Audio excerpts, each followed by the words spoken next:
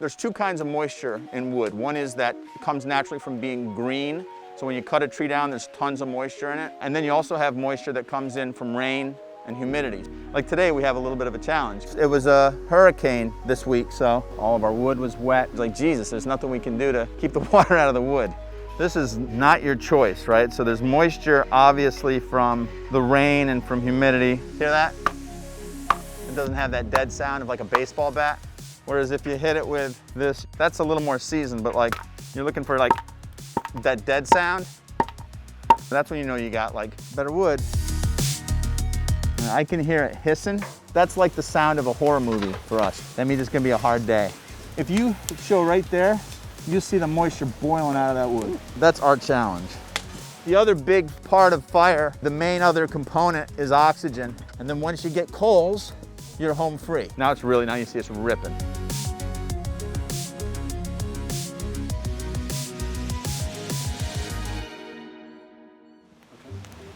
So I'm Tom Ellis. I'm the owner, operator of the Swell Party, which is a catering and events company located in the beautiful Hudson Valley. Today we are at the Glen Falls House in Round Top, New York, serving a fire roasted dinner on Saturday nights and doing a cookout on Sundays.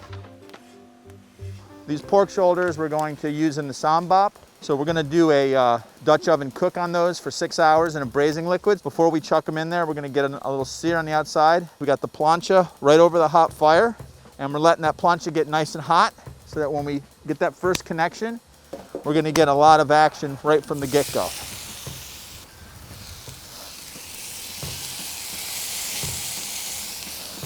So we're just trying to get a crust on it, because when you pull apart pork and it's got those really like brown bits that come from that initial sear, like you get a little bit of that crunch in there. I like that in my pulled pork, which is basically what this will be. I'm gonna do a little dance with them now and try to get a little bit of a sear on the sides as well.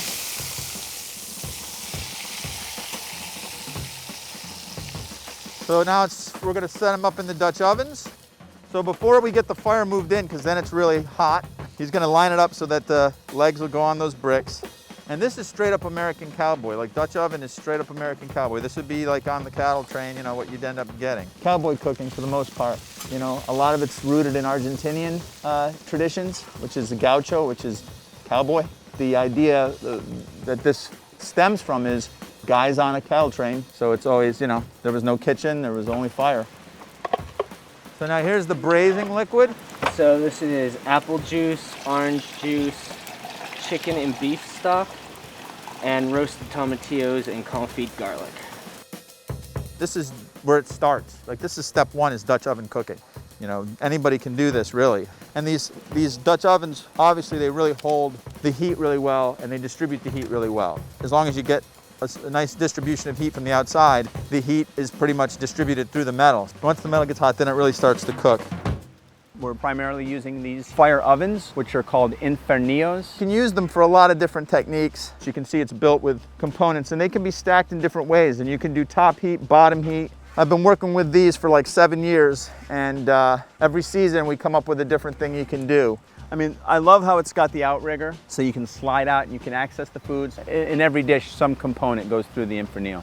So this is a black sea bass, just like any other striped sea bass, you know, mild white flesh. Right now I'm gonna take them out of the ice, just open their bellies up, hit them with a little salt and pepper, sliced lemon, and garlic scapes.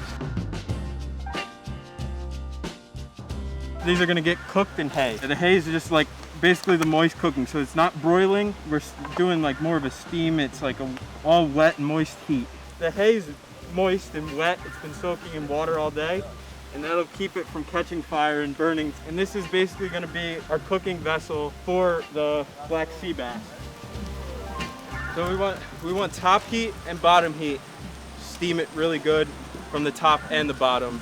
So you got the heat coming from both sides, you know, percolating through the hay, pulling the steam, the moisture. At the end of the day, the fish is steaming from the moisture in the hay. So this is cheesecloth that's been soaked in wine. So this is just one more flavor component that we're gonna give to this fish. We really moved to this because you can just like look at the fish, touch the fish, interact with it, see how done it, like, you know, and you get a lot of benefits. You actually pull some notes, you get some nice notes out of the hay. You know, you'll pull some sweet notes out of there. flavor profile is enhanced by the hay.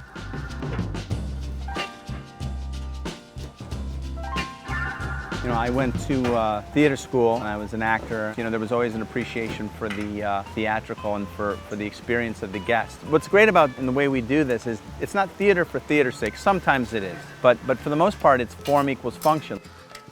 We started using a lot of sort of hanging rigs, and then we drop down with wire or string, and you can roast from this fire, so we get more use of the same fire. Like we try to use the same fire in like a bunch of different ways because there's heat coming off in a bunch of directions. We could slow roast them in a less visual way, but again, this is part of the fun. So we'll use the same fires, try to use the same heat. Roast them up, bring out their sugars, and then we're gonna break them down into like a pineapple chutney that's gonna go on the sambap. And it's the components for that dish, you know, all there going together. You know, the pork and the pineapple are gonna be naturally paired up.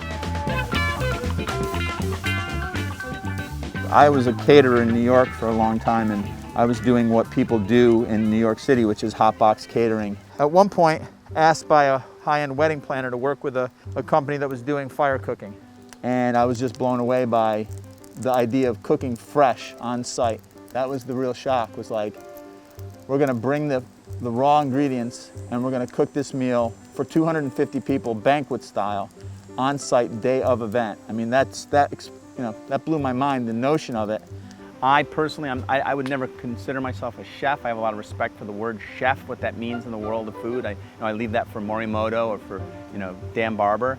I am a events person, and I understand events. I understand food and beverage. I've been in this business for 30 years. I know I've done every job you can do, and I try to design and map a world of food that people can execute. When people think of us, a lot of times they do think about meat. We actually enjoy the vegetables, is a more interesting part of it. Mostly it's beef, pork, chicken, beef, pork, chicken, beef, pork, chicken. But there's the palette of vegetables, it's infinite. And it's seasonal, it changes through the year, which is so it actually becomes a more interesting thing to work with. So we're gonna throw the Rob on, and the Rob is gonna go in with roasted onions, and we're gonna top it with ricotta cheese and make that cream up so it's almost like a take on a cream spinach. And we've trimmed this down, you take all the woody parts off of it, because that ruins the dish if you bite into a woody base of a broccoli Rob.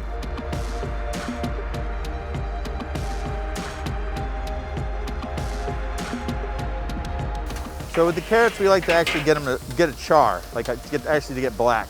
Gives them a really nice flavor. Spread them out really good. If they're not touching, they're not gonna get color.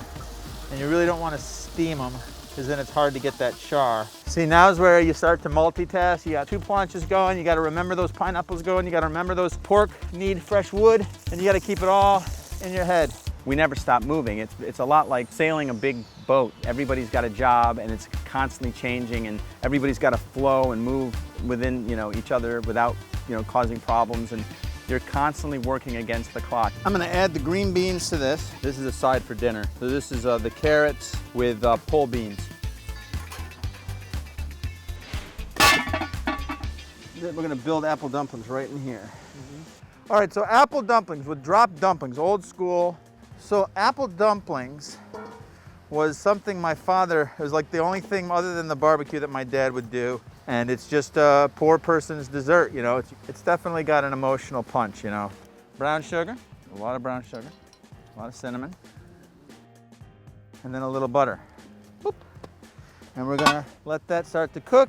So this is a drop dumpling batter, and it's kind of a gross dough. I mean, it's like you almost feel like it's not gonna work. Every time you do it, it's like, this is wrong. This can't be how these work. So I'm going for a touch here. You know it when you feel it. This is really getting there now, yeah. And we're just going right in. Drop dumplings are just like they sound. You just drop, they're meant for dropping in. And you cover it, and it's gonna steam them up and hopefully fluff them up. Now, we gotta put some coals on the top there. That'll give you that top heat. Okay, so it's been 5.5 hours. So this guy should be ready. I think anybody who does this, a barbecue or open fire cooking, I think that they tell you it's not easy, very challenging. I'm 52 and I feel every day, if I have an 18-hour event day, I'm banged up for 4 or 5 days afterwards. It's fun. I like the challenge of keeping the fires going, of making sure that the heat is where it needs to be.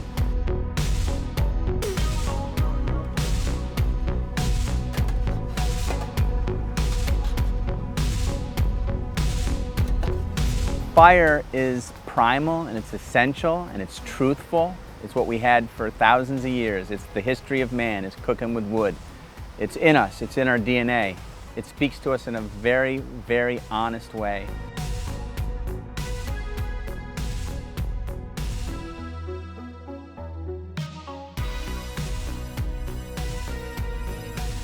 You know, and I've heard that the smell of fire, because of our history with fire and cooking with fire, that the smell of fire actually starts the digestive process, that it actually makes you begin to get ready to eat because you smell fire and you go, oh, I'm gonna eat. So there's an allure. It's, you know, it's a magical thing.